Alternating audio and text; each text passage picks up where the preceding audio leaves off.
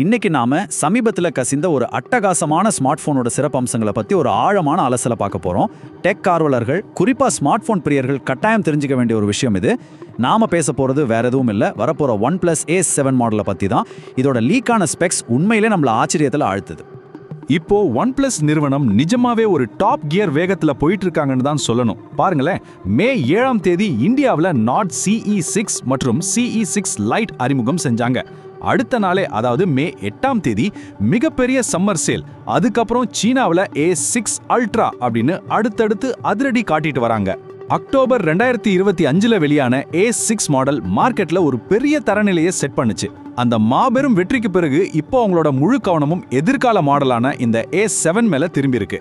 அவங்க எவ்வளவு வேகமா, எந்த அளவுக்கு அக்ரெசிவா எதிர்காலத்தை நோக்கி இயங்குறாங்கன்றது இதுல இருந்தே நமக்கு நல்லா தெரியுது.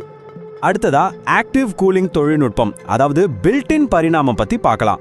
இந்த A7 தீர்க்க நினைக்கிற மிக முக்கியமான ஒரு பிரச்சனை என்னன்னா, ஹெவியான கேமிங் நேரங்கள்ல ஃபோன் சூடாகாம பார்த்துக்கிறதும் பர்ஃபார்மன்ஸை குறையாம அப்படியே மெயின்டைன் பண்றது தான்.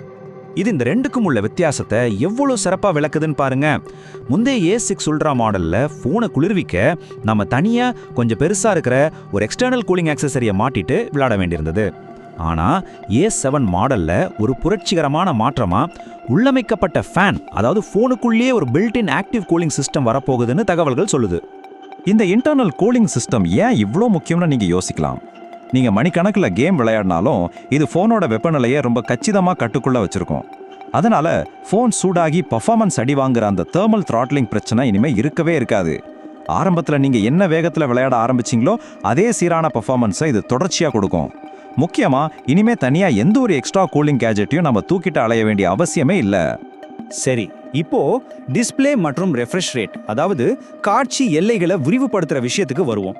விஷுவல் எக்ஸ்பீரியன்ஸ்ல இந்த A7 எப்படி இப்போ இருக்கிற தரநிலைகளை தாண்டி ஒரு மிகப்பெரிய பாய்ச்சலை நிகழ்த்த போகுதுன்னு பார்க்கலாம். ரொம்பவே நம்பகமான டிப்ஸ்டரான டிஜிட்டல் சாட் ஸ்டேஷன் சொல்லியிருக்கிற ஒரு விஷயத்தை கேளுங்க. வரவிருக்கும் OnePlus டிவைஸ்கள் 200Hக்கும் அதிகமான அல்ட்ரா ஹை ரிஃப்ரெஷ் ரேட்டை கொண்டிருக்கலாம். இது 240H டிஸ்பிளேக்களை நோக்கி நகரக்கூடும் அப்படின்னு அவர் சொல்லியிருக்காரு. இந்த தகவல் டிஸ்பிளே அப்கிரேட்ல ஒரு மிகப்பெரிய எதிர்பார்ப்பை உருவாக்கியிருக்கு. 240 நிஜமாவே இந்த நம்பரை கொஞ்சம் கல்பனை செஞ்சு பாருங்களேன்.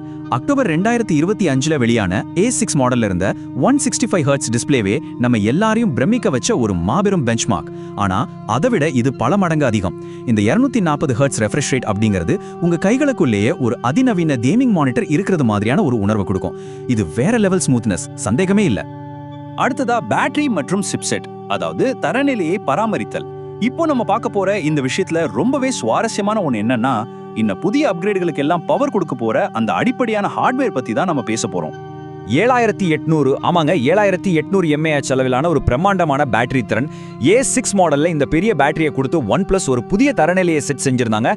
அதே வலிமையான ரொம்பவே ஸ்ட்ராங்கான பேட்டரி பெஞ்ச் மார்க்க இந்த A7 மாடலையும் அவங்க அப்படியே தொடர போறாங்கிறது ரொம்பவே ஒரு சூப்பரான செய்தி. முந்தைய மாடலான A6 அமைத்து கொடுத்த அந்த ஸ்ட்ராங்கான அடித்தளத்தின் மேல தான் இந்த A7 கட்டமைக்கப்படுது. அக்டோபர் 2025 நிரூபிக்கப்பட்ட அதே ஸ்னாப்டிராகன் 8 எலைட் சிப்செட்டோட அபாரமான ஆற்றல் மற்றும் அந்த பிரம்மாண்டமான 7800 mAh பேட்டரி, இது ரெண்டையும் ஒன்றிணைத்து நீண்ட நேர சீரான பர்ஃபார்மன்ஸ்ல OnePlus இப்போ தங்களோட முழு கவனத்தையும் செலுத்துறாங்க. வெளிவராத ரகசியங்கள், அதாவது விடுபட்டவை என்ன? இவ்வளோ நேரம் நாம தெரிஞ்ச விஷயங்களை பத்தி பேசணும். இப்போ இன்னும் நமக்கு முழுசா தெரியாத OnePlus ரகசியமா வச்சிருக்கிற சில விஷயங்களை பத்தி பார்க்கலாம். இந்த ஃபோனோட எக்ஸ்ட்ரீம் பெர்ஃபார்மன்ஸ் மற்றும் கூலிங் ஸ்பெக்ஸ் எல்லாம் ஓரளவுக்கு கசிந்திருந்தாலும் இதோட கேமரா சென்சார்கள் எப்படி இருக்கும், ஃபைனலாக இந்த ஃபோனோட டிசைன் பார்க்க எப்படி இருக்கும் அப்படிங்கிறது எல்லாமே இன்னும் முழுமையான ரகசியமாக தான் இருக்குது. இதை பற்றின எந்த ஒரு லீக்கும் இது வரைக்கும் வெளியில் வரல. இந்த ஆழமான அலசலோட முடிவில் நான் உங்ககிட்ட கேட்குற கேள்வி ஒன்று தான். Built-in cooling fan, 240Hz display, அதிவேக சிப்செட், அப்புறம் 7800 mAh பேட்டரின்னு பர்ஃபார்மன்ஸ் ஸ்பெக்ஸ் இவ்வளோ அதிரடியாக இருக்கும்போது உண்மையிலே கேமரா மற்றும் டிசைன்லாம் ஒரு பெரிய பொருட்டா என்ன? ஒரு பர்ஃபார்மன்ஸ் ஃபோக்கஸ்டு ஃபோனை தேடுறவங்களுக்கு இதெல்லாம் ஒரு தடையே கிடையாது தானே? இதை பற்றி நீங்கள் என்ன நினைக்கிறீங்கன்னு கொஞ்சம் யோசிச்சு பாருங்கள். ஓகே, இதே மாதிரி சுவாரஸ்யமான இன்னொரு அலசலோட உங்களை சந்திக்கிறேன். பாய்.